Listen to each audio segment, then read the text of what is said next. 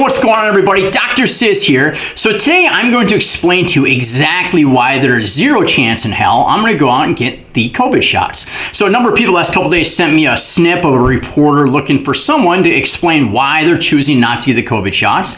And full disclosure, I don't watch the news ever because I think it's worse than useless. You know, why rot my brain with the nonsense they spew out when I can do more productive things? But I'm going to explain to you exactly why I am not getting these shots. So I think with many decisions in life, you do a little cost-benefit analysis in your mind before you make a decision. So does the benefit of getting these shots outweigh the risk for me? Okay? So that's what I've done. So you hear it constantly. It's safe and effective, safe and effective, safe and effective. So let's start with effective. What are these shots effective at? Now, in the studies themselves, what they studied was to see if the shots reduce the severity of your symptoms. So if a person, so SARS-CoV-2 is the virus, and then if you get the virus and develop clinical symptoms, then it's COVID-19. So all the studies showed was that for the person that gets the virus, it reduces the severity of their symptoms and their symptoms only. They did not even look to see if it reduced transmission or if it stopped you from getting it. All it showed was that if you do get SARS-CoV-2, it reduces your symptoms, right? So it's very important because the only person that could possibly benefit at all, as of now, with the information we have now, from getting this shot is me. Right? Me going out and getting these shots are not going to help reduce the spread, nor is it going to help protect anybody around me because there's nothing that shows that it does that. Which means there's no way me going out and getting the shots could possibly contribute to herd immunity. So which means the only person that this could have any effectiveness for is me, right? So the question is, will me running out and getting these two shots, is the benefit to me worth the risk? Well, for me, the risk is 0%. 0% chance. 0% chance of me dying from COVID. How can I say that with so much confidence? One, in the entire time that this COVID's been around, in the county I live in, about 118,000 people, there hasn't been a single death of anybody under 60 years old. Not one. Now, clearly, being unhealthy, being obese, having heart disease is a major risk factor for COVID-19, right? Major risk factor for severe complications and death from COVID-19. I am one of the healthiest people in my demographic.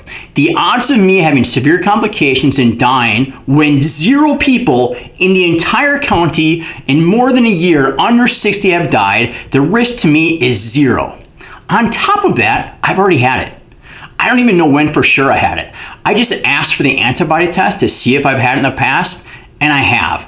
I think it was back in October, November, because there was like 2 days where I had like a weird headache with cotton mouth. I actually felt like I was hungover, but I didn't drink it all, right? I think that's when it was, but I don't know for sure. Now, I keep reading about and hearing about people where like the symptoms they develop after getting the shots is way worse than anything I felt from whenever I did have it. So one, my risk, even if I didn't have it, is virtually 0, but now I've already have it, right? And my body's built immunity. And then I'm like, well, you could get it again, so you still should run out and get the... It's like, well, the odds of me getting it again are so damn minuscule, it's crazy to even bring it up. And if I do happen to get it again, I've already built up some immunity within me, so the second time around, it'd be even less severe. Plus, when you build up your immunity naturally, which I've done, it's better protection for these different variants and different strains that keep popping up, which you're talking about develop even more vaccines for, okay? So the risk is 0, right? The risk. So what is the, let me just show you this, what I got in front of me. Here are the cases in Wisconsin, right? So it's going, we had this big peak here, and then it dropped off, then it, kind of went back up, and then it's dropped off, and then I'm supposed to run out and get shots as it's right here, when it's like virtually gone. Now here's what's concerning to me. See how it's going down, down, down, and they start vaccinating people, and now it's starting to flatten off? It's like, that's kind of concerning, because if you look at Michigan, right next door, right, it was dropping, they start getting people a bunch of shots, it flattens off, and now it's going back up. Is it possible that these shots are creating different variants and more contagious strains?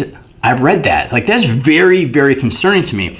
But at this point, For me, the benefit is zero, right? So what's the risk? Are these actually safe? So the studies were 2 months long. 2 months. That's it. Was it, I can't remember how many people, 60,000 people in one or 40-some thousand people, whatever, for 2 months. So what are the long-term potential health complications that could come from this?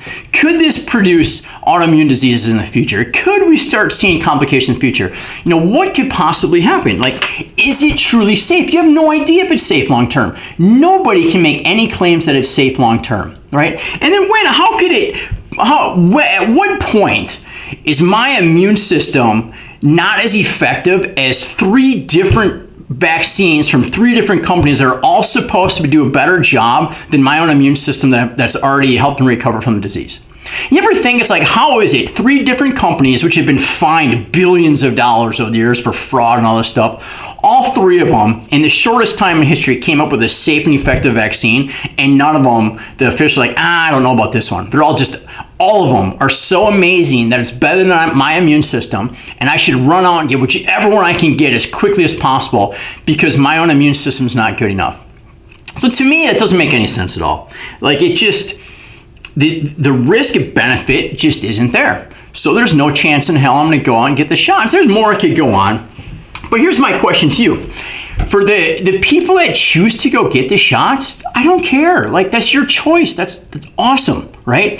My issue, and this is my issue from the start, is when people start talking about mandating this nonsense. Like, I can't go name it because unless I have a little app on my phone to show that I've had it. How about I get a sticker saying, hey, I've gotten recovered it. I have a healthy, robust immune system.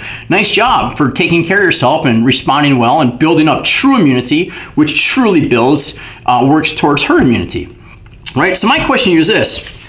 If they work, right, and you believe they work, and you want to go out and get it, and you know you're protected because they work, why do you care if I don't? Why do you care if anybody doesn't? Right? You got the shots, you're protected. Who cares if I don't? Like, if they work, you shouldn't care. Backing up real quick, I just read today too, this is something else it really bothers me, is it just came out. It's like, the COVID shots are safe and effective for kids 12 to 16 now. In the past year in Wisconsin, do you know how many people under 20 years old have died from COVID? 2 in the whole state in over a year.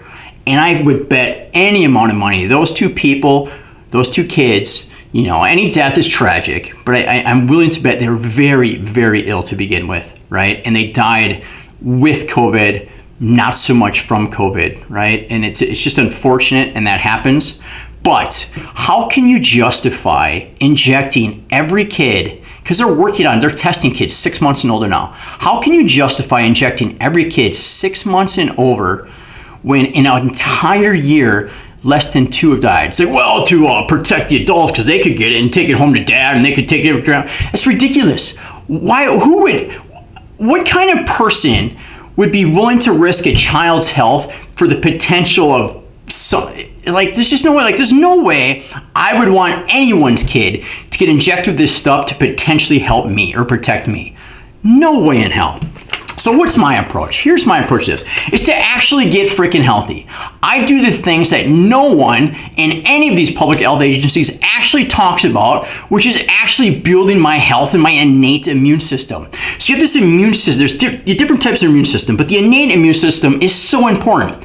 So when you're exposed to different coronaviruses or influenza viruses or whatever virus is out there, your innate immune system will attack it and kill it and build up immunity to it, right? Your innate immune system is extremely important. So how do we build up our innate immune system? 1, we got to live a healthy freaking lifestyle. You hear nothing about that, right? Nothing about good food, nothing about sleep, nothing about exercise, nothing about anything other than wash your hands, wear a mask.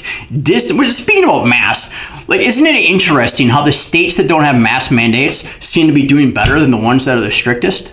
It's like, how do you explain that if masks work so well? Are they just secretly all wearing double masks and doing, you know what I'm saying? It's ridiculous. So here's the approach I go with. My approach is health, right? And when you focus on health, true health, not only do you reduce your chances with COVID and influenza and heart disease and cancer and dementia and diabetes, and it goes on and on and on. You feel better, you have more genetic. So here's the deal. I exercise on a regular basis. Like, I take pride in being healthy and being a good role model. I exercise on a regular basis, and I do with other people, and I do with my kids, and I lead by example.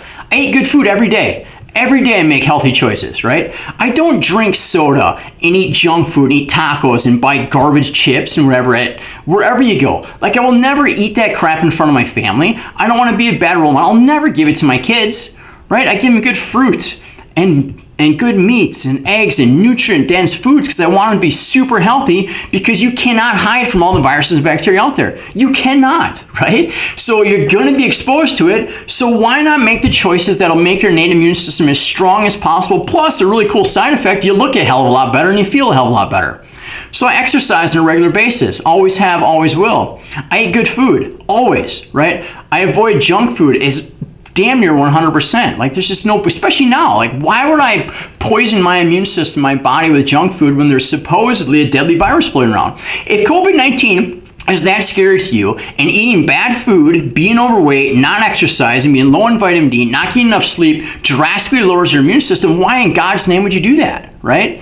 So I eat good food, I exercise, it's getting beautiful outside, nice sunny day today. I'm gonna get out and exercise outside and get some sun and help my body produce vitamin D, which is super important for your immune system. I make sleep a priority, right? You know, grinding and going on less than 6 hours of sleep is terrible for you. Terrible for your immune system. Like, try and get 7 to 9 hours of sleep a night. Super, super important. Avoid sugary drinks. It's garbage, right? It is like, sugary drinks are as bad as smoking. It's terrible for you. It's terrible for your kids. It's terrible for your immune system.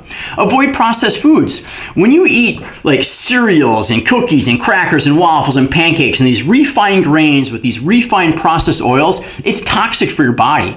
That is why people are so overweight. That is why over 70% of people are overweight. That is why damn near 25% of kids are overweight and obese. It's tragic, and nobody talks about it. That's